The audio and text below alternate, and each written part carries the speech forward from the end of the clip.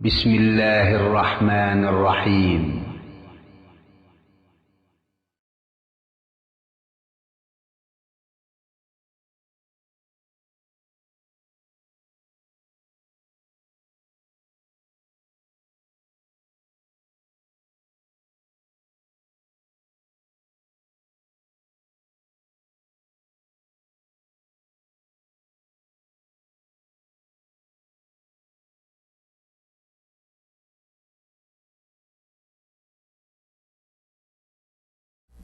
إن الحمد لله نحمده ونستعينه ونستغفره ونعوذ بالله من شرور أنفسنا ومن سيئات أعمالنا من يهده الله فلا مضل له ومن يضلل فلا هادي له وأشهد أن لا إله إلا الله وحده لا شريك له وأشهد أن محمدا عبده ورسوله أما بعد رب اشرح لي صدري ويسر لي أمري واحلل عقدة من لساني يفقهوا قولي.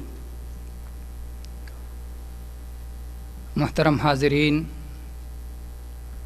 اور خواتین ملت،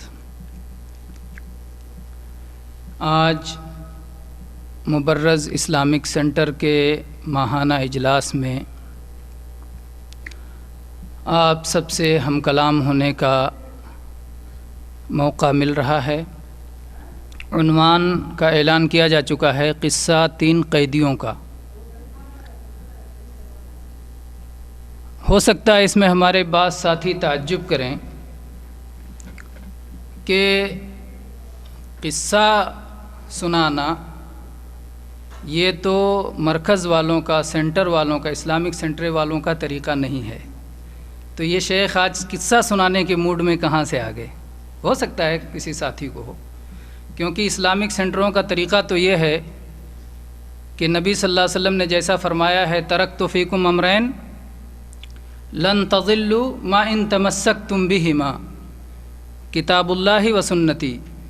اللہ کے نبی نے فرمایا تھا کہ میں تم میں 2 چیزیں چھوڑ کے جا رہا ہوں، ایک اللہ کی کتاب اور ایک میری سنت. ان کو مضبوطی سے تھامے رہو گے تو گمراہ نہیں ہوگے. جو لوگ کتاب و سنت کو چھوڑ کے قصوں کے پیچھے لگ گئے، خوابوں کے پیچھے لگ گئے، کہانیوں کے پیچھے لگ گئے، لفظی تک بندیوں کے پیچھے لگ گئے، عقلی فلسفوں کے پیچھے لگ گئے، تو انہوں نے جس اعتبار سے کتاب و سنت کو چھوڑا اسی لحاظ سے گمراہی ان کا حصہ بنی. تو یہ بہرحال آپ سب کے لیے حیرت کا باعث ہوگا کہ قصہ 3 قیدیوں کا جو عنوان اختیار کیا گیا ہے. لیکن اس سے پہلے میری ایک تقریر ہوئی تھی قصہ 1 قیدی کا. جن بھائیوں نے وہ تقریر سنی ہوگی انہیں یاد ہوگا کہ اگرچہ عنوان قصہ ہے اور حقیقت میں بھی قصے کا بیان ہوگا اور قیدی ہی کا بیان ہوگا، لیکن اس میں کچھ رمز ہے، کچھ کوڈ ہے، کچھ اشارہ ہے. قصہ 1 قیدی کا جو بیان ہوا تھا وہ زبان سے متعلق تھا، کیونکہ زبان 32 دانتوں کے بیچ میں قید ہے. اور آج جس قصے کا بیان ہوگا وہ حدیث کا قصہ ہے، معتبر قصہ ہے، روایت ہے. قرآن و حدیث کے قصے بیان کرنا یہ مرکز والوں کے، اسلامک سینٹروں کے طریقے کے خلاف نہیں ہے. یعنی قصہ بھی اگر بیان کیا جائے تو قرآن سے، حدیث سے، جو ثابت ہے، جو معتبر ہے. چونکہ قصوں کی طرف لپکنا یہ انسانی طبیعت ہے، انسانی مزاج ہے، انسان کہانیاں سننا پسند کرتا ہے، اور اسی لیے اللہ تعالیٰ نے قصوں کو قرآن پاک میں بیان فرمایا ہے. اللہ تعالیٰ نے فرمایا نحن نقص علیک احسن القصص. اور اللہ تعالیٰ نے اسی طرح سے ایک اور مقام پہ فرمایا کہ فی قصصہم عبرۃ لأولی الالباب، ان کے قصوں میں عبرت ہے. تو عبرت کے لیے اللہ کے نبی صلی اللہ علیہ وسلم نے بھی اپنی احادیث میں بہت سے قصے بیان فرمائے ہیں. صحیح بخاری اور صحیح مسلم میں عبداللہ ابن عمر رضی اللہ عنہ کی حدیث ہے، یعنی متفق علیہ حدیث ہے. اللہ کے نبی صلی اللہ علیہ وسلم نے فرمایا کہ 3 شخص تھے اور انہوں نے ایک غار میں رات گزارنی چاہی. رات گزارنے کے لیے وہ ایک غار میں داخل ہو گئے. پہاڑ کے اوپر سے ایک چٹان گری جس نے غار کا منہ بند کر دیا. قید ہو گئے، تینوں لوگ قید ہو گئے. اب قصہ آپ سب کو سمجھ میں آ گیا کہ یہ غار والوں کا قصہ ہے جو 3 لوگ قید ہو گئے تھے غار میں۔ تو اب غار میں قید ہو گئے، اس کی یہ تو روایت میرے سامنے جو ہے اس کے الفاظ کے مطابق میں نے بتایا۔ یہ روایت مختلف الفاظ میں جب امام ابن الاثیر رحمہ اللہ نے جامع الاصول میں اور اسی طرح سے اور دوسرے محدثین نے جنہوں نے روایات کو جمع کیا ہے، مختلف الفاظ کو جمع کیا ہے، تو مختلف انداز میں یہ روایت آئی ہے۔ گویا کسی نے مختصر بیان کیا، کسی نے مفصل بیان کیا، یا خود نبی صلی اللہ علیہ وسلم نے مختلف موقع پر مختلف انداز میں بیان کیا کہ کس طرح سے وہ لوگ اس غار میں پھنسے۔ بعض میں ہے کہ وہ لوگ سفر پہ نکلے ہوئے تھے، جا رہے تھے اور طوفان آیا اور طوفان سے بچنے کے لیے غار میں داخل ہو گئے۔ بعض میں ہے کہ وہ رات گزارنا چاہتے تھے اور اس غار میں چلے گئے۔ بہرحال کسی وجہ سے غار میں گئے اور غار کا منہ کھلا ہوا تھا جب وہ داخل ہوئے تھے۔ داخل ہونے کے بعد اللہ کا کرنا ایسا ہوا کہ اوپر سے ایک چٹان کھسک کے آئی اور اس نے غار کا منہ بند کر دیا، پوری طرح سے بند کر دیا، یہاں تک کہ باہر کی روشنی تک دکھائی نہیں دیتی تھی، روشنی کا کرن تک دکھائی نہیں دیتا تھا۔ آج کی طرح سے تو ذرائع نہیں تھے، آسانیاں نہیں تھی۔ خود وہ جو چٹان گری تھی وہ اتنی کم وزن یا ہلکے وزن کی، اتنی خفیف نہیں تھی کہ یہ 3 لوگ ڈھکیل کے اسے نجات پا سکتے۔ لاسلکی ذریعہ نہیں تھا، موبائل نہیں تھا، یا کوئی ذریعہ نہیں تھا کہ جس سے باہر والوں سے رابطہ کر سکتے، کوئی ان کی مدد کو آتا۔ اب ان لوگوں نے آپس میں ایک دوسرے سے کہنا شروع کیا کہ آج اس مصیبت سے نجات کی ایک ہی صورت ہے، اور وہ یہ ہے کہ اپنے نیک اعمال کا وسیلہ لے کر کے اللہ سے دعا کی جائے۔ جہاں سارے وسیلے ختم ہو جاتے ہیں، سارے ذرائع ختم ہو جاتے ہیں، سارے سہارے ٹوٹ جاتے ہیں، وہاں اللہ کا سب سے مضبوط سہارا باقی ہوتا ہے ایک صاحب ایمان کے لیے۔ ایمان والا سمجھتا ہے کہ کبھی بھی اللہ کا سہارا مجھ سے ختم ہونے والا نہیں ہے۔ ابراہیم علیہ السلام کو آگ میں ڈالا گیا، ابراہیم علیہ السلام پریشان نہیں ہوئے، اللہ کا سہارا ان کے پاس موجود تھا اور انہوں نے کہا حسبنا اللہ ونعم الوکیل۔ نوح علیہ السلام کے زمانے میں طوفان آیا، ایسا زبردست طوفان کہ ان کا بیٹا اس اونچی پہاڑی پر بھی ٹک نہیں پایا، جو سب سے اس جگہ کی سب سے اونچی پہاڑی تھی، اور سیلاب نے، طوفان نے وہاں سے ڈھکیل کے گرا دیا، ڈبا دیا، لیکن نوح علیہ السلام کی کشتی وہ نہ ڈوبی، کیونکہ اللہ تبارک و تعالیٰ اس کا بچانے والا تھا۔ اللہ تبارک و تعالیٰ جس کو بچائے اس کو، ظاہر بات ہے، کہتے ہیں جس کو اللہ رکھے اس کو کون چکھے، تو یہ محاورہ یہ اس کے مطابق ہے۔ بہرحال ایک شخص، اس میں سے 3 شخص تھے۔ تو پہلا مسئلہ یہ ہوا کہ ان لوگوں کا اس بات پر یقین تھا کہ اگر اپنے نیک اعمال کو اللہ تعالیٰ کے سامنے پیش کیا جائے تو اس کے وسیلے سے دعائیں قبول ہوتی ہیں، اس کے وسیلے سے دعائیں قبول ہوتی ہیں، اور اللہ کے نبی صلی اللہ علیہ وسلم نے یہ بیان کیا اور اس پر انکار نہیں کیا اور اس کو اچھا اور پسند کر کے بیان کیا۔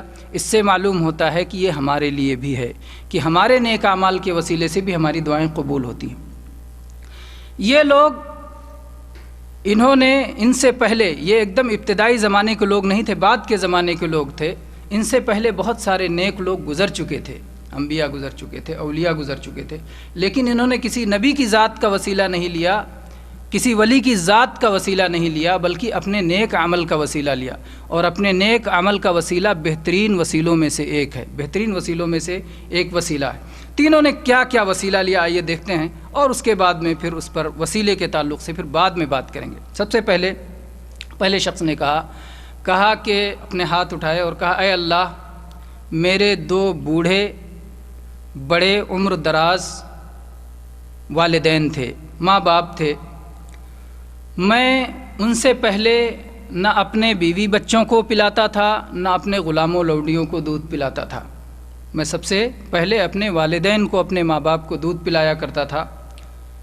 ایک دن چارے کی تلاش میں کافی دور نکل گیا، جب واپس لوٹتا ہوں تو کیا دیکھتا ہوں کہ میرے والدین سو گئے ہیں، میں نے ان کو بیدار نہیں کرنا چاہا۔ ابھی حالت کیا ہے، اے بوڑھو اٹھو، اے بڑھیا اٹھ، یہ ہمارا طریقہ ہے۔ تو ان لوگوں نے حالانکہ اگر وہ بیدار کر دیتے اس لیے کہ وہ بھوکے سو گئے تھے جگا کر کھانا کھلانے کے لیے جس میں ان کی مصلحت تھی تو اس میں کوئی بڑی برائی نہیں تھی، لیکن اتنا بھی پسند نہیں کیا کہ ان کی نیند میں خلل آئے، ان کے آرام میں خلل ہو، خود تکلیف گوارا کر لیں، اپنے بیوی بچے تکلیف گوارا کر لیں، لیکن ماں باپ کو تکلیف نہ ہو۔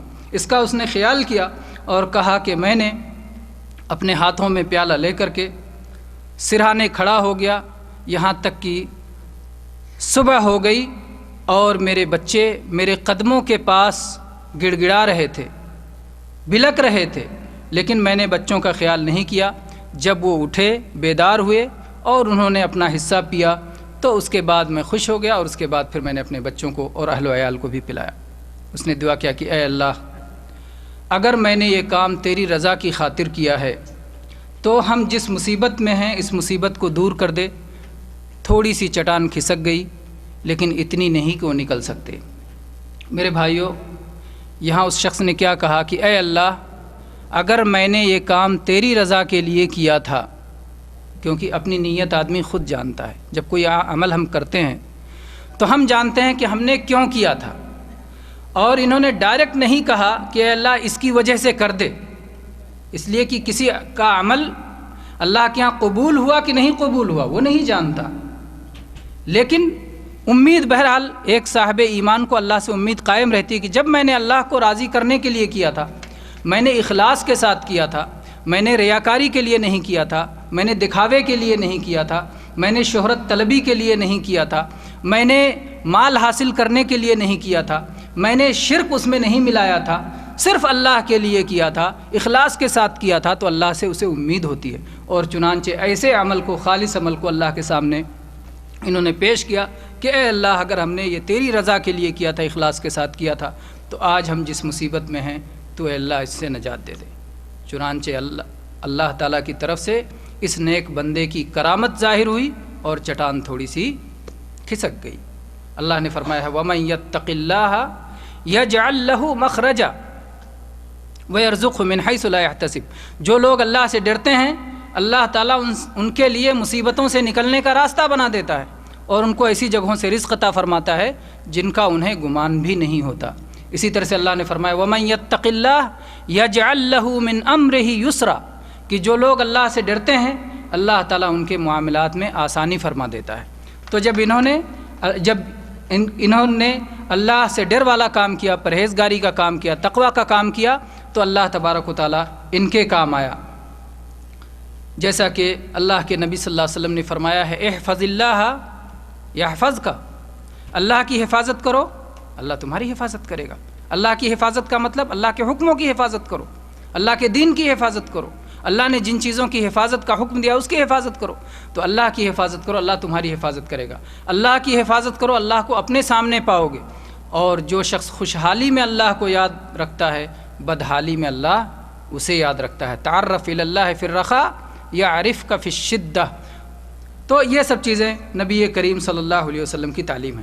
بہرحال میرے بھائیو، چٹان تھوڑی سی کھسکی، اللہ تعالیٰ چاہتا تو یک بیک پوری چٹان کھسکا سکتا تھا۔ اللہ قادر ہے، اللہ دعاؤں کا سننے والا ہے، لیکن اللہ تعالیٰ اپنے بندوں کو آزمائش میں بھی ڈالنے والا ہے۔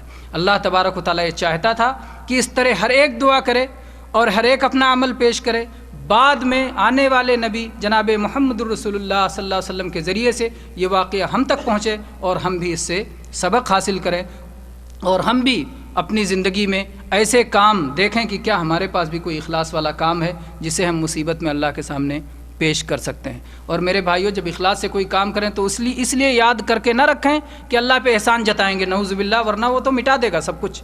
بندوں پہ کوئی سا اچھا کام کر کے احسان جتا دو تو سب ختم ہو جاتا ہے، تو اللہ کے ساتھ جو احسان جتائے گا اس کا کیا معاملہ، میں تو بڑا نیک ہوں، میں تو بڑا دین پہ عمل کرنے والا۔ اگر کوئی ایسا کیا تو اس کی نیکی اسے بجائے بھلائی پہنچانے کے، اچھائی دینے کے، اسے ڈبانے کا کام کرے گی۔ تو کبھی کبھی کوئی نیکی انسان کو مصیبت میں ڈال دیتی ہے اگر وہ اس پر اللہ پر احسان جتانے لگتا ہے، اور کبھی کبھی کوئی برائی، کیونکہ انسان اس کے بعد ٹوٹ جاتا ہے، اس کے بعد توبہ کرتا ہے، اس کے بعد شرمندہ ہوتا ہے، اس کے بعد اللہ کی طرف سے پلٹتا ہے، اس برائی کو ختم کرنے کے لیے زیادہ سے زیادہ نیکیاں کرتا ہے، تو کبھی کبھی ایک برائی انسان کو جنت تک پہنچا دیتی ہے اور جنت کے اعلیٰ مقامات دلا دیتی ہے۔ بہرحال تو یہ پہلا شخص تھا جس نے کہ اللہ کے سامنے اپنا عمل پیش کیا، یہ پہلا قیدی تھا، اور اس کو قید سے چھوٹنے کی امید بندھ گئی، کیونکہ باہر سے روشنی آنے لگی اور باہر سے ہوا آنے لگی۔ اس کے بعد دوسرا شخص اٹھا، دوسرے شخص نے کہا کہ اللہ، میری ایک چچیری بہن تھی جو میرے نزدیک انتہائی محبوب تھی، جتنا کہ کوئی مرد کسی عورت کو چاہتا ہوگا اس سے اسی طرح بہت زیادہ میری چاہت اس کے لیے تھی۔ میں نے کئی بار اس کو پھسلانا چاہا، بہلانا چاہا، لیکن وہ نہیں مانی اور وہ باز رہی، کیونکہ وہ اللہ کی نیک بندی تھی، وہ پاک دامن تھی اور وہ برائی کے قریب نہیں جانا چاہتی تھی۔ یہاں تک کہ ایک سال ایسا ہوا کہ قحط پڑ گیا، سوکھا پڑ گیا، پریشان حالی آ گئی، اور اس مصیبت میں، فقر و فاقہ میں، غریبی کا شکار ہو کر کے وہ اس شخص کے پاس آئی اور اس سے کہا کہ بھائی مجھے کچھ قرض دے دو۔ قرض بھی دینے پر تیار نہیں ہوا، اس موقع کا اس نے فائدہ اٹھانا چاہا اور اس نے کہا کہ میں یہ قرض بھی اس حالت میں دوں گا جب تم تنہائی میں اپنے آپ کو میرے سپرد کر دو گی۔ 120 دینار اس نے قرض دیا اس شرط پر، محتاجی کی وجہ سے وہ مان گئی۔ لیکن میرے بھائی، محتاجی یہ کسی کے لیے عذر نہیں ہے، بہانہ نہیں ہے کہ برائی کے لیے جواز کا بہانہ بنا لے کہ محتاجی میں یہ برائی ہو گئی۔ محتاجی میں بھی یہ جائز نہیں ہے، اور امیر کے لیے بھی یہ جائز نہیں ہے کہ کسی کی محتاجی کا فائدہ اٹھائے۔ دونوں کے لیے یہ مسئلہ حرام ہے، لیکن ان دونوں نے ایسا کیا۔ اس کے بعد کہتے ہیں کہ جب میں اس پر قابو پا لیا، جب میں اس کے پیروں پہ بیٹھ گیا اور زنا کے لیے پوری طرح سے تیار ہو گئے، سارے اسباب پورے ہو گئے، مکمل، عورت اس وقت بھی کہتی ہے کہ اے بندے، اللہ سے ڈر جا، اتق اللہ ولا تفض الخاتم الا بحقہ، اللہ سے ڈر جاؤ اور اس مہر بند کو حق کے بغیر نہ توڑو۔ حق کیا ہے؟ نکاح کے ذریعے کر سکتے ہو، لیکن نکاح کے بغیر، زنا کے ساتھ میں، یہ تمہارے لیے جائز نہیں ہے۔ دیکھیے، بات دل سے نکلتی ہے، دل پہ اثر کرتی ہے۔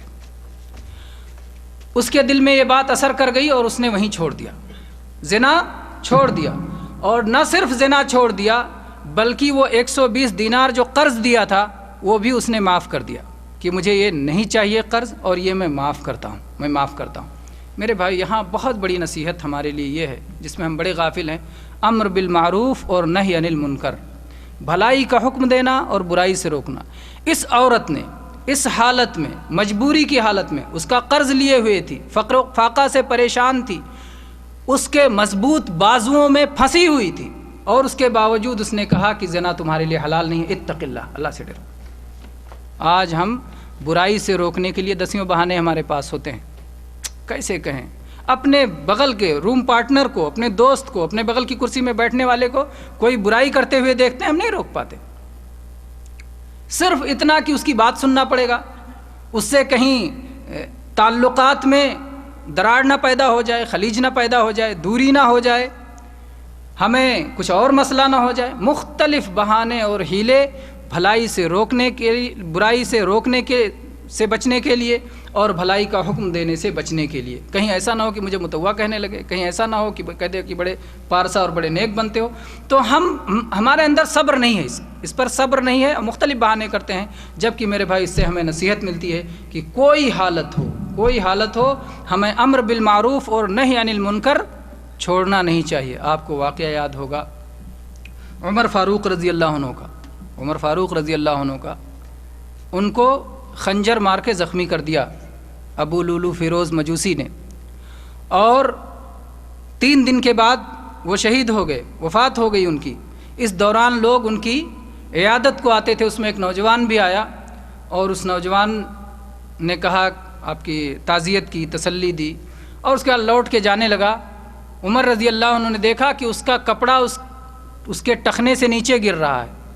اس حالت میں اس نے عمر رضی اللہ عنہ نے بلایا اور کہا کہ اتق اللہ، ارفع ازارک فانہ انقی لثوبک واتقی لربک، اپنے کپڑے کو ٹخنے سے اوپر اٹھاؤ، اس لیے کہ تمہارے رب کے تقوی اور پرہیزگاری کا تقاضا بھی یہ ہے، اور تمہارا کپڑا بھی اس طرح صاف ستھرا رہے گا۔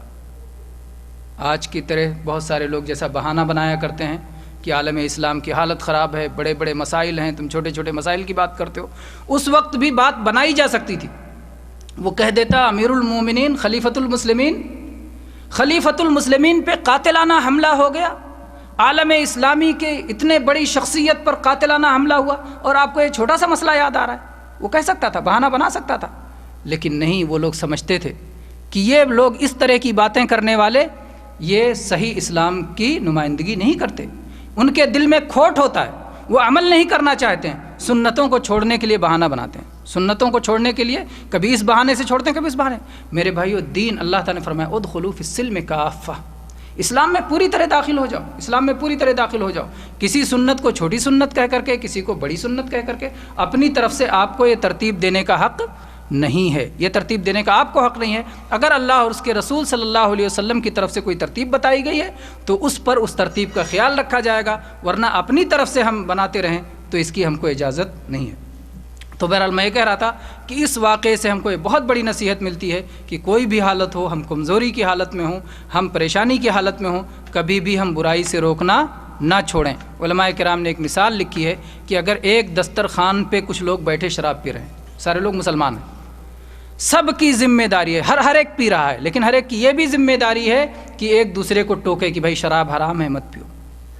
مذاق اڑانے کے لیے نہیں کہ ٹوکتے بھی رہو، مذاق اڑانے کے لیے۔ استہزاء بالدین تو کفر ہو جائے گا، شراب پینے سے آدمی کافر نہیں ہوتا، لیکن اگر شراب کے حرام ہونے کا مذاق اڑائے تو کافر ہو جائے گا۔ تو اگر ٹوک رہا ہے تو اس لیے نہ ٹوکے کہ مذاق اڑا رہے ہیں کہ دیکھو حرام کیا گیا، نہیں، پیتے بھی رہو، ٹوکتے بھی رہو، مذاق اڑانے کے لیے نہیں، بلکہ اس لیے یہ بتانے کے لیے کہ یہ حرام ہے اور ضروری ہے کہ میں آپ کو ٹوکوں، آپ مجھے ٹوکیں، اس لیے ٹوکے، اگرچہ عمل نہ کر سکے، اگرچہ عمل نہ کر پا رہا ہو، شاید کہ آئندہ یہ ٹوکنا اس کے لیے عمل کا ذریعہ بن جائے۔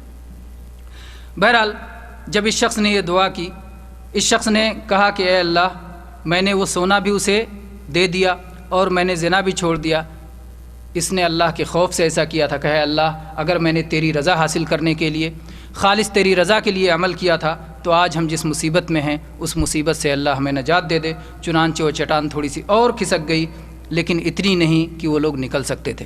میرے بھائیو، اس کا درجہ علماء نے لکھا ہے کہ اس شخص کا درجہ سب سے بڑا تھا، اس لیے کہ اس نے اللہ کے خوف کی وجہ سے ایک حرام کو چھوڑا، اور اللہ نے فرمایا ہے وَأَمَّا مَنْ خَافَ مَقَامَ رَبِّهِ وَنَهَى النَّفْسَ عَنِ الْهَوَىٰ۔ ہاں، کس کو یہ آیت یاد؟ فَإِنَّ الْجَنَّةَ هِيَ الْمَأْوَىٰ۔ جو شخص اللہ کے سامنے کھڑے ہونے سے ڈر جائے اور اپنے آپ کو خواہشات سے روک لے تو اللہ نے جنت اس کا ٹھکانہ بنایا ہے۔ تو یہ ایسا عمل ہے کہ اس کے لیے اللہ تبارک و تعالیٰ نے جنت کا وعدہ فرمایا ہے۔ میرے بھائیو، وہاں پر حالانکہ کوئی ایسی چیز نہیں تھی جو اس کے لیے رکاوٹ کا سبب بنتی، یہیں سے یوسف علیہ السلام کی عظمت کا احساس ہوتا ہے۔ آپ دیکھیں کہ یوسف علیہ السلام جب بیچ دیے گئے مصر کے بازار میں اور عزیز مصر نے انہیں خریدا، عزیز مصر کی بیوی نے جو کہ نہایت خوبصورت تھی اور عہدہ و منصب والی تھی، اور تنہائی میں یوسف علیہ السلام کو بلایا، اور وہ اسی کے گھر میں غلام تھے، اس کا حکم ماننا ان کے لیے ضروری تھا، اور وہ وہاں اجنبی تھے۔ آدمی جب پردیس میں ہوتا ہے، کوئی اس کا جاننے والا نہیں ہوتا، تو کوئی بھی غلط کام کرے گا، کہاں اپنے ملک میں بدنامی ہو رہی، کوئی جاننے والا نہیں ہے۔ اتنی ساری آزمائشیں ہوئیں، اور اللہ نے فرمایا وَهَمَّتْ بِهِ وَهَمَّ بِهَا، اس عورت نے ان کے ساتھ برائی کا ارادہ کر لیا، اور یوسف علیہ السلام نے بھی ارادہ کر لیا۔ لولا ان رأى برہان ربہ، اگر انہوں نے اللہ کی دلیل نہ دیکھ لی ہوتی، برہان نہ دیکھ لیا ہوتا، یعنی کوئی اللہ کا برہان آ گیا، اس لیے ارادے سے رک گئے، اللہ کا خوف آ گیا، اور اللہ تبارک و تعالیٰ کی عظمت اور بڑائی اور زنا چھوڑنے والے کے لیے اللہ تبارک و تعالیٰ کی طرف سے اجر و ثواب، یہ ساری چیزیں یاد آ گئیں، اور فوراً انہوں نے ارادہ تک چھوڑ دیا۔ تو بہرحال میرے بھائیو، یہ ایسی نیکی تھی کہ اس نے صدقہ بھی کیا، زنا کو بھی چھوڑا، اور وہ چچیری بہن تھی، رشتہ دار تھی، صلہ رحمی بھی کیا، تو بہت ساری نیکیاں اکٹھا ہو گئی، اس لیے شاید ان تینوں میں یہ سب سے افضل شخص تھا۔ بہرحال میرے بھائیو، تیسرا شخص اٹھا، تیسرا شخص اٹھا اور اس نے کہا کہ اے اللہ میں نے کچھ مزدور رکھے تھے اور میں ان سارے مزدوروں کی مزدوری میں نے دے دی سوائے ایک شخص کے، وہ چلا گیا، چھوڑ کے چلا گیا، اس نے مزدوری نہیں دی۔ بعض روایت میں ذکر آتا ہے کہ کچھ چاول پہ علی فرق من الارز، فرق کہتے ہیں 3 سا کو، سا کا پیمانہ آپ لوگوں کو یاد ہوگا، کب سا کا ذکر آتا ہے؟ فطرہ کے موقع پر، فطرہ 1 سا دیتے ہیں، 2.5 کلو یا 3 کلو، ہے نا؟ تو ایک فرق 3 سا کا ہوتا ہے، تو 3 سا کتنے کلو ہو گئے؟ 9 کلو یا 7.5 کلو، 7.5 کلو یا زیادہ سے زیادہ 9 کلو۔ تو 9 کلو چاول پہ اس نے مزدوری پہ رکھا تھا۔ اور بعض روایت میں اس طرح آتا ہے کہ لوگ کام کر رہے تھے، ایک شخص دوپہر میں آیا، کچھ مزدور صبح سے کام کر رہے تھے، ایک شخص دوپہر میں آیا، اس نے کہا بھائی مجھے مزدوری رکھ سکتے ہو؟ کہا ہاں کیوں نہیں رکھیں گے، کر سکتے ہو، تمہارے یہاں کتنی مزدوری ہے؟ 9 کلو چاول ہے، تو میں صبح سے مزدوری لوں گا تو اس وقت سے کام کروں گا۔ کہا کوئی بات نہیں۔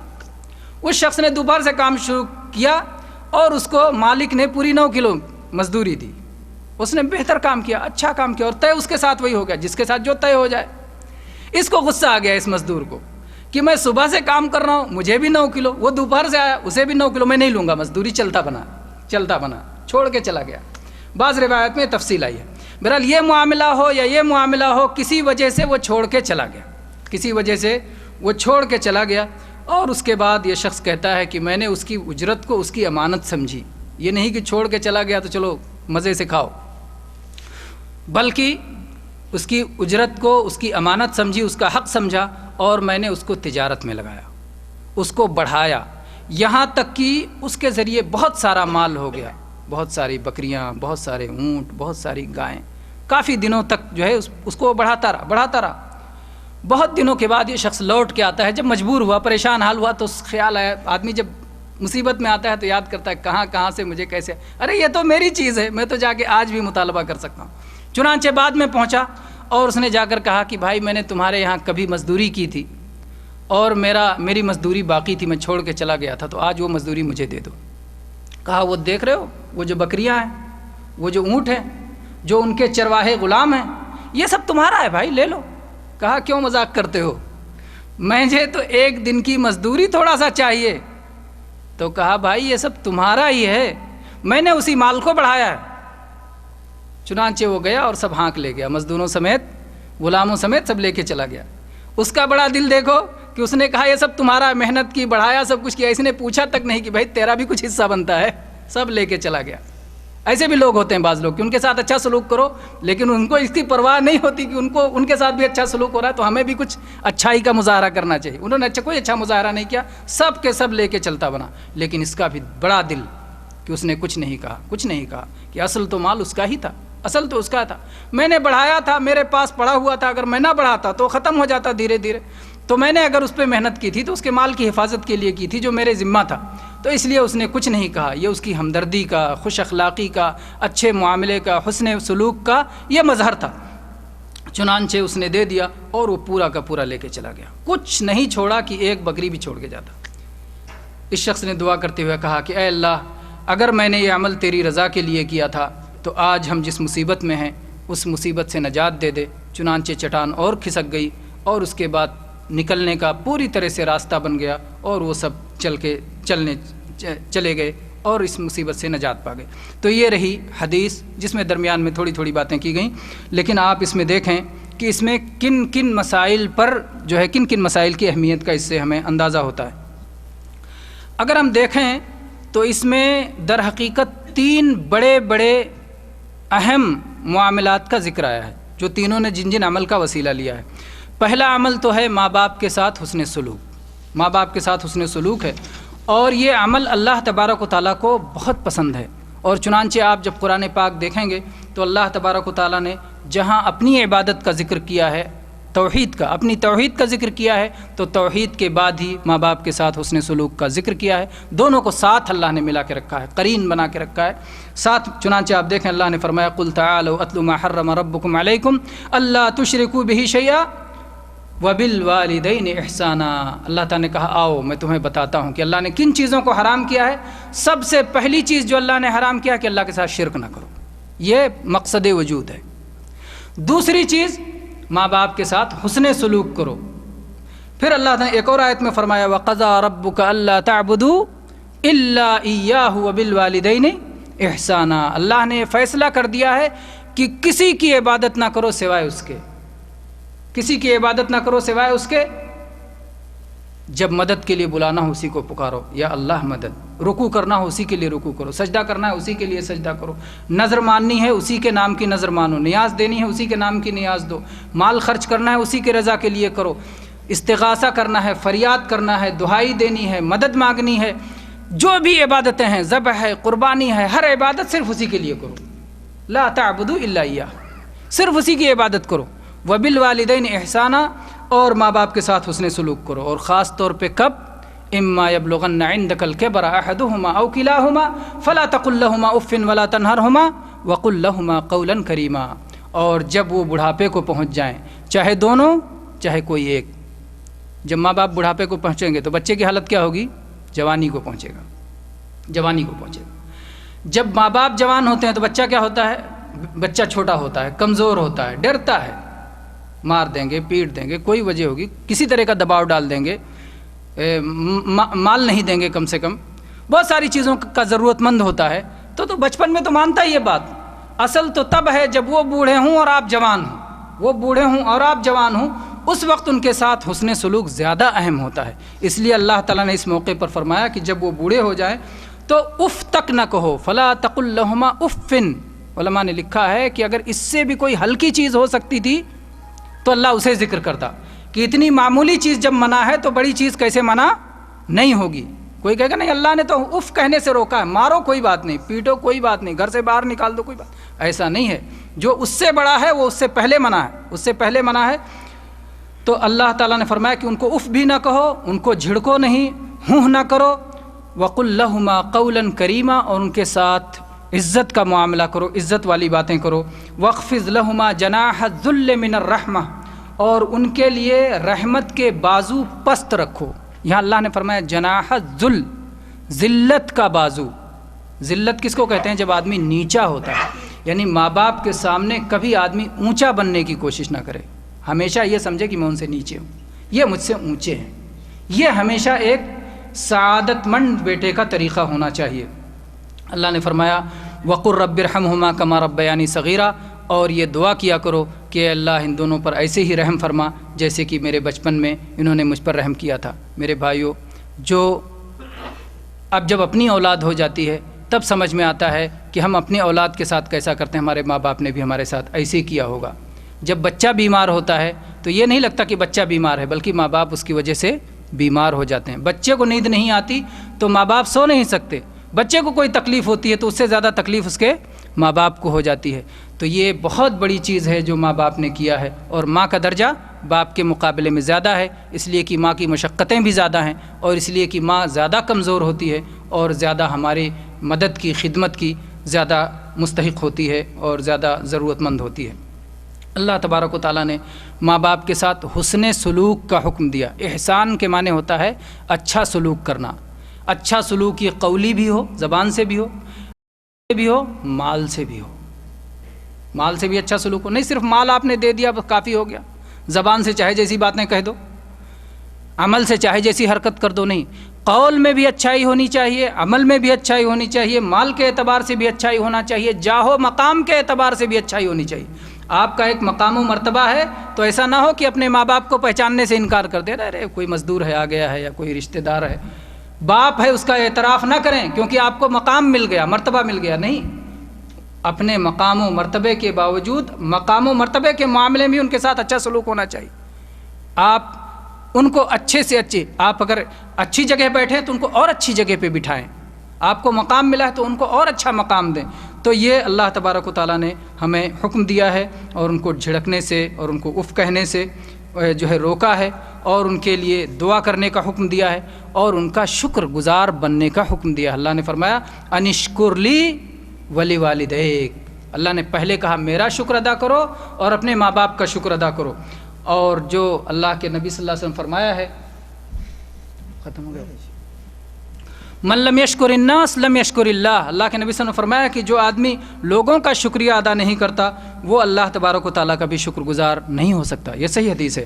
تو بہرحال میرے بھائیوں، ماں باپ کا حق جس شخص نے پہلے وسیلہ لیا، اپنے ماں باپ کی خدمت کا وسیلہ لیا، ان کے ساتھ بھلائی کا وسیلہ لیا، تو یہ بہت زبردست عمل ہے کہ جس کی تاکید قرآن پاک میں اور نبی صلی اللہ علیہ وسلم کی احادیث میں بہت آئی ہے۔ البتہ ایک بات یاد رہے کہ اللہ تبارک و تعالیٰ کی جہاں معصیت ہو رہی ہو، لا طاعت لمخلوق فی معصیت الخالق، جب اللہ کی نافرمانی ہو رہی ہو تو کسی مخلوق کی فرما برداری اس وقت نہیں ہوگی، اور اسی لیے اللہ نے فرمایا وَصَاحِبْهُمَا فِي الدُّنْيَا مَعْرُوفًا، کہ ماں باپ کے ساتھ اچھا سلوک کرو۔ وَإِن جَاهَدَاكَ لِتُشْرِكَ بِي مَا لَيْسَ لَكَ بِهِ عِلْمٌ فَلَا تُطِعْهُمَا، لیکن اگر ماں باپ مجبور کریں کہ تم اللہ کے ساتھ شرک کرو تو ان کی بات ہرگز نہ مانو۔ جہاں اللہ کی نافرمانی، ایک شخص مسلمان ہو گیا، لوٹ کے اپنے گھر گیا، ماں باپ کہتے نہیں تو اسلام چھوڑ دے، تو کیا کہے گا؟ اسلام تو میں نہیں چھوڑ سکتا، آپ کا سارا حق دوں گا، آپ کا احترام کروں گا، آپ کی عزت کروں گا، آپ کو مال دوں گا، آپ کی خدمت کروں گا، سب کچھ کرنے کے لیے تیار ہوں، اسلام نہیں چھوڑ سکتا، توحید نہیں چھوڑ سکتا، شرک میں دوبارہ نہیں جا سکتا، اللہ اور اس کے رسول صلی اللہ علیہ وسلم کی نافرمانی نہیں کر سکتا۔ یہ ایک مسلمان کا طریقہ کار ہوگا۔ اس لیے نہیں کہ ماں باپ کی، آپ جانتے ہیں وہ عمر فاروق رضی اللہ عنہ اور عیاش ابن ابی ربیعہ رضی اللہ عنہما، ان دونوں کا واقعہ جانتے ہیں؟ ہجرت کے وقت میں عمر رضی اللہ عنہ اور ان دونوں نے ساتھ میں ہجرت کی، اور اس کے بعد عیاش کے کچھ رشتے والے آئے، مدینہ پہنچے، اور انہوں نے کہا کہ تمہاری ماں نے منت مانی ہے کہ جب تک میں اپنے بیٹے کو دیکھ نہیں لیتی تب تک میں دھوپ سے سائے میں نہیں جاؤں گی، تب تک میں غسل نہیں کروں گی، تب تک میں اپنے بال نہیں دھوؤں گی، تب تک میں کھانا نہیں کھاؤں گی۔ ان لوگوں نے آ کے کہا عیاش تم ہجرت کر کے مدینہ آ گئے، بس چلے جاؤ ماں کے پاس، ایک بار دیکھ لے تمہیں، اور تمہارا اسلام تو ماں کے ساتھ اچھا سلوک کرنے کا حکم دیتا ہے۔ عمر رضی اللہ عنہ نے کہا عیاش یہ تمہارے ساتھ سازش ہے، ذرا سمجھ لو۔ ارے جب مکہ کی تیز دھوپ لگے گی وہ خود بخود سائے میں چلی جائے گی، مکہ کا دھوپ دنیا کے سب سے سخت ترین دھوپ ہے، تو کہا مکہ کی دھوپ لگے گی وہ خود سائے میں چلی جائے گی، اور کب تک سر کے بال نہیں دھوئے گی، جب جوئیں پڑیں گے اور پریشان کریں گے خود سر کے بال بھی دھو لے گی، اور جب سخت بھوک لگے گی تو کھانا بھی کھا لے گی۔ یہ سب تمہیں تمہارے دین کے معاملے میں فتنے میں ڈالنا چاہتے ہیں، ہرگز نہ جاؤ۔ لیکن عیاش کو بھی اپنی ماں کے ساتھ یہ جو ہے بھلائی کا جذبہ پیدا ہو گیا، اور انہوں نے کہا کہ نہیں مجھے جانے دو، کوئی بات نہیں، مجھے جانے دو، میری ماں چاہتی مجھے دیکھنا چاہتی نا، مجھے جانے دو۔ وہ چلے گئے۔ عمر رضی اللہ عنہ نے کہا یہ لو میرا گھوڑا لے لو یا میری اونٹنی لے لو، یہ بہت تیز ہے، اگر کہیں کسی طرح کا شر محسوس کرنا، کوئی مصیبت محسوس کرنا، کوئی سازش محسوس کرنا، بو پانا اس کی، تو میری اونٹنی پہ بیٹھ کے تیزی سے چلے آنا۔ اور اس کے بعد آپ جانتے ہیں کہ کیسے جو ہے ان کے ساتھی ان کو لے کر گئے، اور سازش ہی تھی دراصل، اور مکہ کے قریب جب پہنچے تو انہوں نے کہا یار آپ کی اونٹنی بڑی اچھی ہے اور ہماری اونٹنی تو بڑی کمزور اور مریل ہے، آپ دے دیں اونٹنی، ہم اس پہ بیٹھ جاتے ہیں آپ کے پیچھے، چلو آپ اکیلے کے بجائے دو کو بیٹھا لو، ہم اکیلے اس پہ بیٹھ لیتے ہیں۔ ہم ایک اونٹنی پہ دو تھے اور ایک پہ وہ اکیلے تھے، تو ایک شخص اس سے اتر کے ان کی اونٹنی پہ بیٹھ گیا، اور اس کے بعد میں دھیرے دھیرے باتوں میں لگا کر کے ان کو پکڑ لیا، اور اس کے بعد باندھ لیا، اور مکہ پہ پہنچے تو بندھی ہوئی حالت میں پہنچے، اور اس کے بعد کہنے لگے کہ مکہ کے لوگوں دیکھو اپنے بیوقوفوں کے ساتھ یہی سلوک کرتے ہیں، یہ مسلمان بن کے مدینہ ہجرت کر کے گیا تھا، دیکھو ہم لے آئے، پکڑ کے باندھ کے لے کے آئے، لیکن وہ سازش کر کے لے کے آئے تھے، انہوں نے کوئی اچھا معاملہ نہیں کیا تھا، اور چنانچہ اس کے بعد اللہ تبارک و تعالیٰ نے ان کے نجات کی سبیل پیدا کی، انہوں نے اسلام کو نہیں چھوڑا۔ میرے بھائیو، چاہے جتنی آزمائش ہو، اللہ پر ایمان والا کبھی نہیں چھوڑتا، اور خاص طور پر جس کے دل میں ایمان داخل ہو چکا ہو اور جو شخص ایمان کی مٹھاس پا چکا ہو۔ تو بہرحال یہ بہت اہم ترین عمل ہے کہ ماں باپ کے ساتھ حسن سلوک، جس کا اس شخص نے، پہلے شخص نے جس کے وسیلے سے دعا کی، تو یہ بہترین وسیلہ ہے۔ اسی طرح سے میرے بھائیوں، آپ نے یہ واقعہ بھی سنا ہوگا، صحیح مسلم شریف کی حدیث ہے۔ جب ہم واقعہ یا حدیث کہیں یا قصہ کہیں تو یہ نہ سمجھیں کہ کوئی غیر ثابت یا بے سر پیر کی کہانی ہے، انشاءاللہ دلائل کے ساتھ آپ سنیں گے۔ صحیح مسلم کی حدیث عمر رضی اللہ عنہ کی کہ اللہ کے نبی صلی اللہ علیہ وسلم نے فرمایا کہ تابعین میں سب سے بہترین انسان وہ ہے جس کا نام اویس ہے۔ اویس قرنی نام سنے ہوں گے پہلے، اویس قرنی رحمہ اللہ، یہ تابعین میں سب سے بہتر انسان تھے رسول اللہ صلی اللہ علیہ وسلم کی گواہی کے مطابق۔ تو اللہ کے نبی نے فرمایا کہ یہ اپنے ماں کے ساتھ بہت اچھا سلوک کرنے والے ہیں، اور اگر یہ اللہ پر قسم کھا لیں تو اللہ ان کی قسم پوری کر دیتا ہے. اللہ پر قسم کھا لیں کہ اللہ میں تیری قسم کھاتا ہوں، اللہ تو مجھے یہ چیز عنایت فرما دے. تو بعض اللہ کے نیک بندے قسم کھا لیتے ہیں تو اللہ ان کی قسم پوری کر دیتا ہے. اللہ کے نبی صلی اللہ علیہ وسلم نے فرمایا کہ اویس وہ شخص ہیں کہ اگر اللہ پہ قسم کھا لیں تو اللہ ان کی قسم پوری کر دیتا ہے. کہا کہ ان کو سفید داغ کی بیماری تھی، اللہ تبارک و تعالیٰ نے یہ بیماری دور فرما دی، اور اگر وہ تم سے ملاقات کریں تو کہو کہ تمہارے لیے بخشش کی دعا کریں. یہ کس سے فرمایا؟ اللہ کے نبی صلی اللہ علیہ وسلم نے اپنے صحابہ سے فرمایا. کس شخص کے بارے میں فرمایا؟ جو صحابی نہیں تھا، تابعی تھا، لیکن ماں کا خدمت گزار تھا. میرے بھائیو، ماں کی خدمت کی اہمیت معلوم ہوتی ہے. آج ہم کیا کرتے ہیں؟ ہم ذرا اپنے گریبانوں میں جھانکیں. شادی سے پہلے ہمارا رویہ اپنے ماں باپ کے ساتھ اور شادی کے بعد رویہ. کہتے ہیں بیوی کا بھی تو حق ہے. بیوی کا بھی حق ہے اور ماں کا بھی حق ہے. شریک کر دیا، بھی لگا کر کے شرکت ہو گئی. حق ہے، لیکن بڑا حق کس کا ہے؟ آپ نے وہ حدیث بھی نبی کریم صلی اللہ علیہ وسلم کی سنی ہوگی کہ اللہ کے نبی صلی اللہ علیہ وسلم فرمائے انت ومالک لابیک، تم اور تمہارا مال سب کچھ کا مالک تمہارا باپ ہے. تمہارا باپ ہے، تمہارا بھی مالک ہے اور تمہارے مال کا بھی مالک ہے. بہت بڑی بات ہے جو کہی گئی. لیکن میرے بھائیو، آج اس معاملے میں بڑی غفلت کی جا رہی، بہت غفلت کی جا رہی ہے. ماں کے ساتھ کیسا ہمارا رویہ ہونا چاہیے، ماں باپ کے ساتھ، والدین کے ساتھ کیسا رویہ ہونا چاہیے، اور کتنا انہیں یاد کر کے، ان کے احسانات کو یاد کر کے کتنا شکر گزار ہونا چاہیے، اور کس طرح سے انہیں دعا دینا چاہیے اور کس طرح سے ان کی دعائیں لینا چاہیے. اس معاملے میں بڑی کوتاہی ہے. تو اسی طرح سے میرے بھائی ایک اور حدیث آپ سنیں. مسند احمد میں اور مستدرک حاکم میں امام حاکم نے صحیح کہا اور امام ذہبی نے بھی صحیح قرار دیا. عائشہ رضی اللہ عنہ کی روایت ہے کہ نبی صلی اللہ علیہ وسلم نے فرمایا کہ میں جب جنت میں داخل ہوا تو میں نے قرآن پڑھنے کی آواز سنی. جنت میں داخل ہوا تو قرآن پڑھنے کی آواز سنی. میں نے کہا کہ یہ کس کی آواز آ رہی ہے؟ پوچھا تو فرشتے نے بتایا کہ یہ حارثہ ابن نعمان ہیں، حارثہ بن نعمان رضی اللہ عنہ ہیں. تو اللہ کے نبی صلی اللہ علیہ وسلم فرمایا کذالکم البر، کذالکم البر، ماں باپ کے ساتھ حسن سلوک کا یہ انجام ہے. ماں باپ کے ساتھ حسن سلوک نے ان کو یہ مقام دیا ہے کہ اللہ کے نبی پہنچے تو اللہ کے نبی کو گویا قرات کے ذریعے سے اطلاع دی گئی کہ یہ صحابی بھی جنت میں پہنچے ہوئے ہیں اور تلاوت کر رہے ہیں. تو یہ اپنی ماں کے ساتھ بہت اچھا سلوک کرنے والے تھے. اللہ نے ان کو یہ نتیجہ عطا فرمایا. تو میرے بھائی، یہ پہلا شخص تھا، پہلا قیدی تھا کہ جو غار میں قید ہو گیا تھا اور اس نے اللہ کے سامنے اپنے ماں باپ کے ساتھ وسیلہ، اپنے ماں باپ کے ساتھ اچھے سلوک کو اپنا وسیلہ بنایا. دوسرا شخص، اس نے زنا سے پاک دامن رہنے کو اپنا وسیلہ بنایا. اور زنا ایسا عمل ہے کہ اللہ نے فرمایا ولا تقربوا الزنا. اللہ نے یہ نہیں کہا کہ زنا مت کرو، لا تزنو، یہ نہیں کہا. لا تقربوا الزنا، زنا کے قریب نہ جاؤ.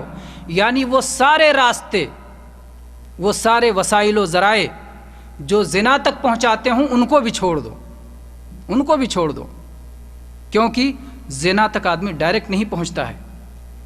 پہلے کہاں سے شروعات ہوتی ہے؟ ملاقات، ہے نا. اور اس کے بعد میں ملاقات نہیں ہو جاتی ہے، ملاقات سے پہلے بہت ساری چیزیں ہوتی ہیں، ہے نا. ملاقات سے پہلے ہی بہت ساری چیزیں ہوتی ہیں.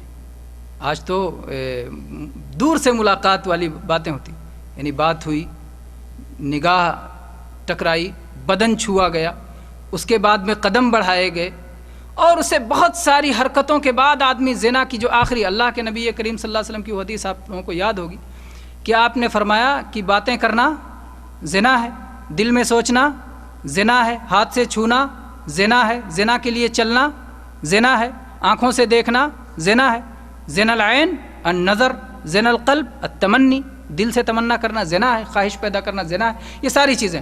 والفرج یصدق ذلک او یکذب، اور شرمگاہ ان ساری چیزوں کو جھٹلاتی یا تصدیق کرتی. آخری مہر، اگر شرمگاہ سے زنا ہو گیا تو آخری مہر لگ گئی، اور اگر وہاں پہنچنے سے پہلے انسان تائب ہو گیا، انسان نے اسے چھوڑ دیا، تو اللہ تبارک و تعالیٰ نے اس کو محفوظ رکھ لیا.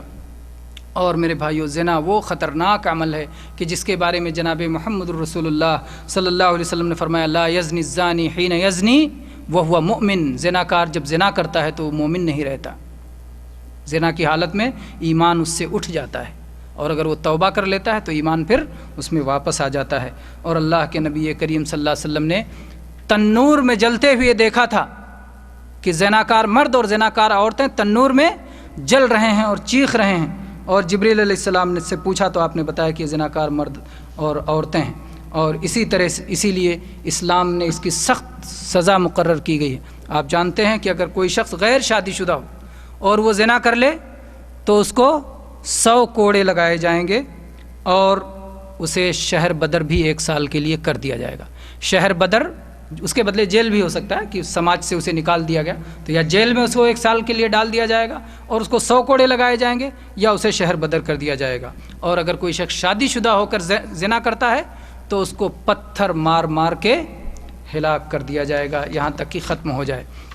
اسی طرح سے میرے بھائیو، اگر کوئی شخص زنا چھوڑتا ہے تو اللہ نے اس کا بڑا اونچا مقام رکھا ہے، بڑا اونچا مقام رکھا ہے۔ آپ نے یوسف علیہ السلام کا واقعہ سنا، اور اسی طرح سے وہ حدیث جس میں جناب محمد الرسول اللہ صلی اللہ علیہ وسلم نے فرمایا ہے، سبعۃ یظلھم اللہ فی ظلہ یوم لا ظل الا ظلہ، 7 لوگوں کو اللہ تبارک و تعالیٰ اپنا سایہ نصیب فرمائے گا، عطا فرمائے گا جب اللہ کے سائے کے سوا اور کوئی سایہ نہیں ہوگا۔ اس میں ایک شخص وہ ہوگا، رجل دعته امرأة ذات منصب و جمال فقال انی اخاف اللہ، کسی خوبصورت عورت نے اور عہدے والی عورت نے، خوبصورت ہے تو لالچ ہے اور عہدے والی ہے تو ڈر ہے، یعنی امید بھی ہے اور ڈر بھی ہے۔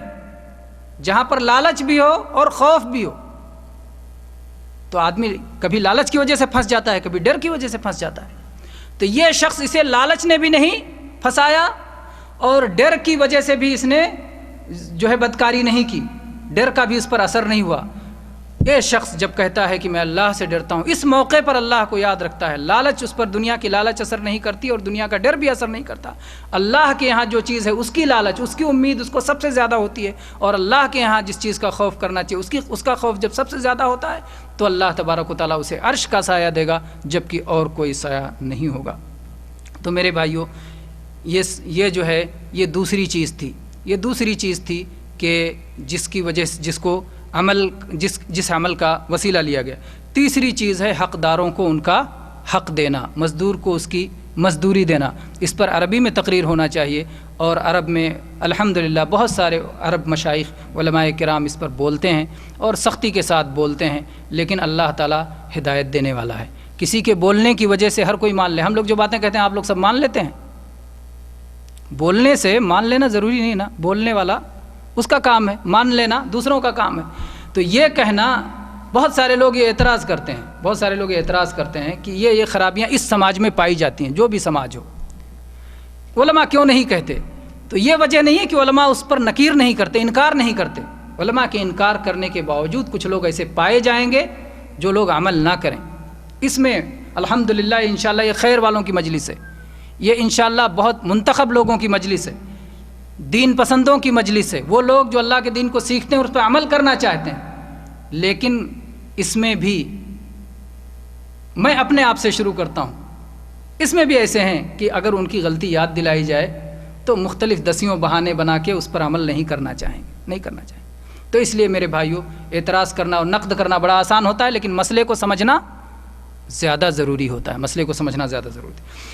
تو بہرحال یہ کہیے رہا تھا کہ تیسرے شخص نے جس چیز کا وسیلہ لیا وہ یہ تھا کہ حقداروں کو ان کا حق دیا جائے۔ اللہ تبارک و تعالیٰ نے فرمایا، ان اللہ یأمرکم ان تؤدوا الامانات الی اہلها، اللہ تعالیٰ نے اس بات کا حکم دیا ہے کہ امانتیں صاحب امانت کے حوالے کر دو۔ جو شخص کسی مزدور سے مزدوری کروا لے اور اس کی مزدوری نہ دے تو اللہ تبارک تعالیٰ خود فریق بن کے قیامت کے دن کھڑا ہوگا اور اس کو اس کا حق دلائے گا۔ اور قیامت کے دن آپ کے پاس کیا ہوگا؟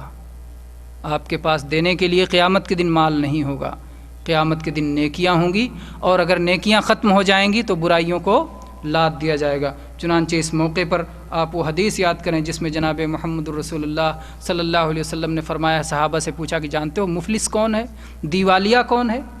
جو شخص مال رکھنے کے باوجود دیوالیہ ہو جائے۔ دیوالیہ اسے کہتے ہیں کہ مال تھا لیکن ایک بیگ محتاج ہو گیا، مفلوق الحال ہو گیا۔ تو وہ دیوالیہ کون ہے؟ صحابہ نے کہا اللہ کے رسول، جس کے پاس کچھ مال نہ بچے، درہم و دینار نہ بچے، سونا چاندی جس کا ختم ہو جائے، لٹ جائے، کہا نہیں، میری امت میں دیوالیہ وہ شخص ہوگا کہ قیامت کے دن آئے گا، اس کے پاس صلاۃ بھی ہوگی، اس کے پاس صیام بھی ہوگا، اس کے پاس زکوٰۃ بھی ہوگی، اس کے پاس اور نیکیاں ہوں گی، لیکن کسی کو گالی دی ہوگی، کسی کو مارا ہوگا، کسی کا حق لیا ہوگا، کسی کا غصب کیا ہوگا، کسی کو لوٹا ہوگا، کسی کو ستایا ہوگا، کسی پر زیادتی کی ہوگی، اور چنانچہ اس کی نیکیاں اٹھا کر ان لوگوں کو دے دی جائیں گی، اور جب نیکیاں ختم ہو جائیں گی تو ان کے گناہ لے کر کے اس کے اوپر لاد دیے جائیں گے، اور اس کے بعد اسے جہنم میں پھینک دیا جائے گا، والعیاذ باللہ۔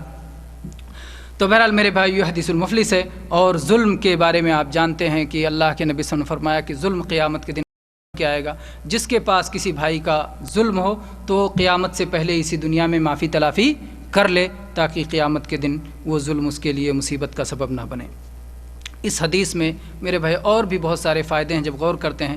ایک تو یہ کہ نبی کریم صلی اللہ علیہ وسلم کا اپنے صحابہ کو تعلیم دینے کا کتنا پیارا انداز تھا کہ آپ واقعات سنا کر کے، قصے سنا کر کے اور اس کی عبرتیں بتا کر کے آپ صلی اللہ علیہ وسلم صحابہ کرام کو واعظ یا ارشاد کیا فرمایا کرتے تھے۔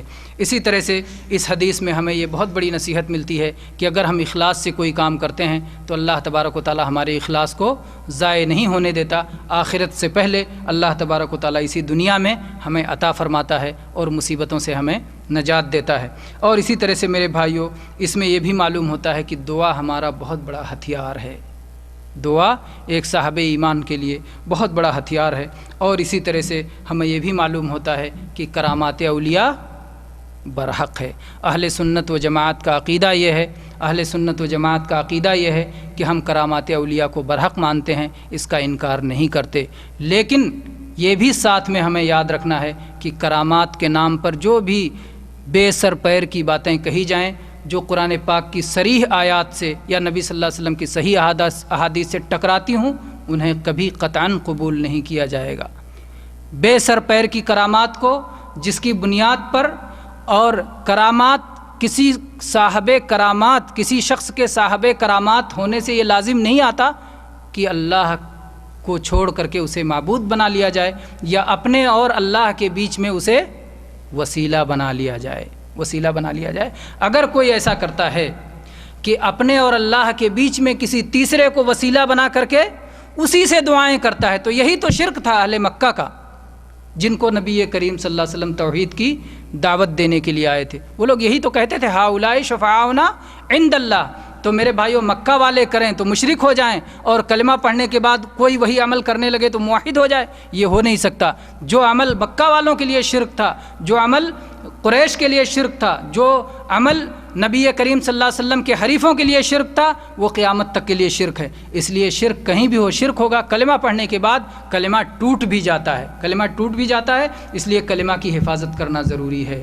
تو وسیلہ میں، وسیلہ کے نام پر دھوکہ نہ کھائیں، وسیلہ میں جائز وسیلے اپنائیں، ناجائز وسیلے نہ اپنائیں۔ اور جائز وسیلوں میں اللہ تبارک و تعالیٰ کے ناموں کا وسیلہ، اللہ تبارک و تعالیٰ کے اسماء و صفات کا وسیلہ، اور جو ہے اپنے نیک عمل کا وسیلہ، کسی کی ذات کا وسیلہ لینا جائز نہیں ہے، چاہے وہ نبی کریم صلی اللہ علیہ وسلم یا آپ کی آل و اولاد ہی کیوں نہ ہو۔ بعض لوگ اس طرح جو دعا کرتے ہیں، کہتے ہیں کہ اے اللہ اپنے نبی کے وسیلے سے، اے اللہ اپنے آل رسول کے وسیلے سے، پنجتن کے وسیلے سے، فلاں کے وسیلے۔ یہ جو وسیلے ہیں یہ حرام ہیں، حرام ہیں وسیلے، اگر وسیلے کی حد تک ہیں، اگر بدعت ہیں وسیلے کی حد تک ہیں، شرک کی حد تک نہیں پہنچے تو حرام ہیں، اور اگر شرک کی حد تک پہنچ گئے تو حرام سے بڑھ کر کے سب سے سخت ترین حرام ہے اور شرک ہیں، اور اس سے بندہ اسلام سے خارج ہو جاتا ہے۔ میرے بھائیو، نبی کریم صلی اللہ علیہ وسلم کی وسیلہ لینے کا صحیح طریقہ کیا ہے کہ اے اللہ اپنے نبی کی محبت کے وسیلے سے، اے اللہ اپنے نبی پر ایمان کے وسیلے سے، اے اللہ اپنے نبی کی اطاعت کے وسیلے سے ہماری یہ مصیبت دور کر دے یا ہمیں یہ نعمت عطا فرما دے۔ یہ صحیح طریقہ ہے وسیلہ لینے کا، کیونکہ نبی پر ایمان ہمارا عمل ہے، نبی کی اطاعت ہمارا عمل ہے، نبی سے محبت ہمارا عمل بھی ہے، اور اللہ تعالیٰ کی صفت بھی ہے، اللہ تعالیٰ بھی اپنے نبی سے محبت کرتا ہے۔ تو وسیلہ لینے کا صحیح طریقہ یہ ہے کہ اپنے اعمال صالحہ کا وسیلہ لیا جائے۔ میرے بھائیو، اس مصیبت میں گرفتار تھے، سخت ترین مصیبت میں۔ اس وقت آدمی بہترین سے بہترین اور اعلیٰ سے اعلیٰ وسیلہ ڈھونڈتا ہے۔ جب زیادہ بڑی مصیبت ہوتی ہے تو زیادہ بڑا وسیلہ ڈھونڈتا ہے، زیادہ بڑا وسیلہ ڈھونڈتا ہے۔ تو اگر کسی کی ذات کا وسیلہ لینا زیادہ بڑا ہوتا تو اس موقع پر وہ ذات کا وسیلہ لیتے، لیکن نہیں، عمل کا وسیلہ لینا بڑا تھا اور ذات کا وسیلہ لینا درست نہیں تھا۔ اسی لیے صحابہ کرام بھی اسی طریق پر چلے۔ چنانچہ عمر ابن خطاب رضی اللہ عنہ کے زمانے میں جب قحط سالی پڑی، بارش نہیں ہو رہی تھی، نبی کریم صلی اللہ علیہ وسلم کی قبر مبارک موجود تھی، اور نام کا وسیلہ لینا ہو تو قبر مبارک موجود ہو چاہے نہ ہو، دنیا کے کسی کونے میں آدمی نام کا وسیلہ لے سکتا ہے، لیکن عمر فاروق رضی اللہ عنہ نے اس مصیبت کے وقت میں یہ وسیلہ نہیں لیا، اور آپ نے نبی کریم صلی اللہ علیہ وسلم کے چچا عباس رضی اللہ عنہ کو بلایا اور ان کی دعا کا وسیلہ لیا، اور زندہ اور موجود شخص کی دعا کا وسیلہ لینا جائز اور درست ہے، اور صحابہ کرام یہی کیا کرتے تھے۔ اللہ تبارک و تعالیٰ سے دعا ہے کہ اللہ تبارک و تعالیٰ ہمارے دلوں میں اپنا تقوی اور پرہیزگاری پیدا فرمائے۔ اللہ تبارک و تعالیٰ ہی ہمارے دلوں کو پاکی اور طہارت عطا کرنے والا ہے۔ اللہ تبارک و تعالیٰ ہر شر سے، ہر برائی سے ہماری حفاظت فرمائے۔ آمین۔ وآخر دعوانا الحمدللہ رب العالمین، وصلی اللہ علی نبینا وسلم۔